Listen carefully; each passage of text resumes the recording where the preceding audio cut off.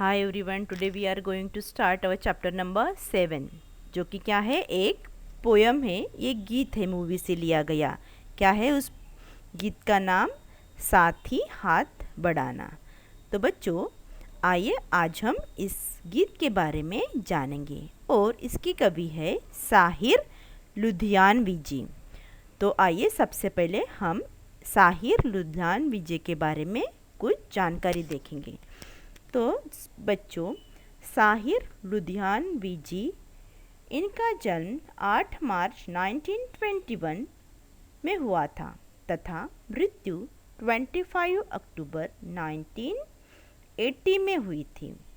साहिर लुधियानवी जी एक प्रसिद्ध शायर तथा गीतकार थे। इनका जन्म लुधियाना में हुआ था तथा साहिर लुधियानवी जी ने संगीतकार एस.डी. बर्मन इनके साथ हिंदी चित्रपट सृष्टि में अपना पहला कदम बढ़ाया था। और बच्चों, ये जो कविता है वह इनके एक मूवी यानी नया दौर, इनकी एक मूवी है नया दौर, इससे ली गई है। तो आइए अब इस गीत को शुरू करते हैं। तो बच्चों, गीत को शुरू करने से पहले आइए जानेंगे कि कवि इस गीत में क्या कहना चाहते हैं। कवि ने इस कविता में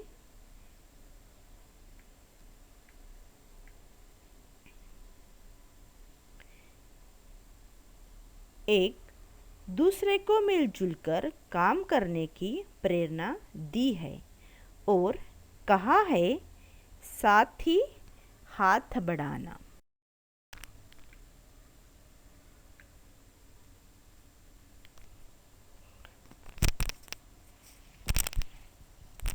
एक अकेला थक जाएगा, मिलकर बोझ उठाना, साथ ही हाथ बढ़ाना।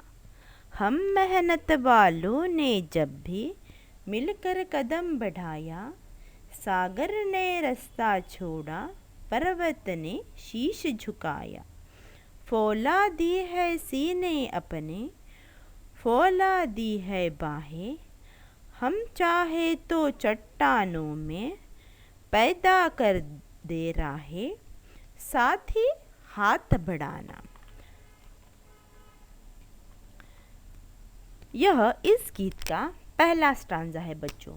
इस स्टांजे में कवि कहना चाहते हैं कि जब मेहनत करने वाले लोग मिलकर काम करते हैं तो उनके काम के आगे सागर भी रास्ता छोड़ देते हैं और पर्वत भी अपना शीश झुका देते हैं और इनके बाहें और सीने फौलादी होते हैं।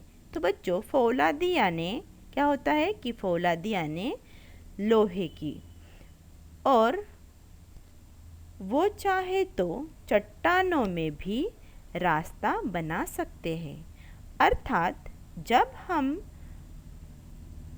मेहनत करते हैं तो जो मेहनत करने वाले लोग जब मिलकर काम करते हैं तो वह किसी भी असंभव काम को संभव कर सकते हैं। यहाँ पर सागर ने रास्ता छोड़ा, पर्वत ने शीश झुकाया और चट्टानों ने राहें पैदा करना उदाहरण के तौर पर दिया गया है कि किस तरह मेहनत करने वाले लोग असंभव कामों को भी संभव कर लेते हैं जब वे मिलकर काम करते हैं। Now, second stanza.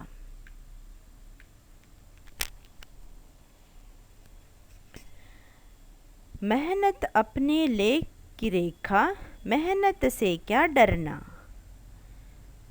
कल गैरों की खातिर की आज अपनी खातिर करना, अपना दुख भी एक है साथी, अपना सुख भी एक, अपनी मंजिल सच की मंजिल, अपना रास्ता नेक, साथ ही हाथ बढ़ाना।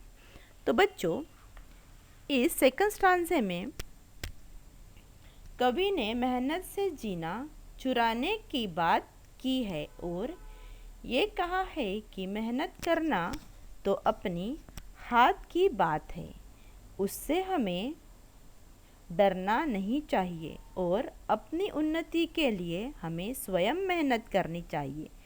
जब हम मेहनत करके दूसरों की उन्नति कर सकते हैं तो हम यदि मिलकर मेहनत करें तो हम अपना भी विकास कर सकते हैं। वे आगे कहते हैं कि मेहनत करने वाले सभी लोग का दुख और सुख एक ही होता है।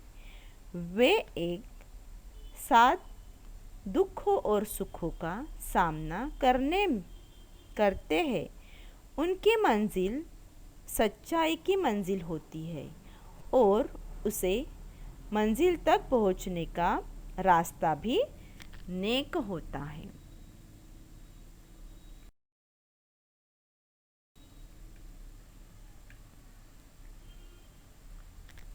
Now third stanza. एक से एक मिले तो कतरा बन जाता है, दरिया एक से एक मिले तो जर्रा बन जाता है, शहर एक से एक मिले तो राई बन सकती है पर्वत, एक से एक मिले तो इंसान बस में कर ले किस्मत, साथ ही हाथ बढ़ाना, साथ ही हाथ बढ़ाना। तो बच्चों, इस थर्ड स्टांजा में हमें कवि ने बताया है कि एकता की शक्ति में को बताया है। इस थर्ड स्टैंडर्ड में हमें कवि ने क्या बताया है? एकता की शक्ति के बारे में बताया है।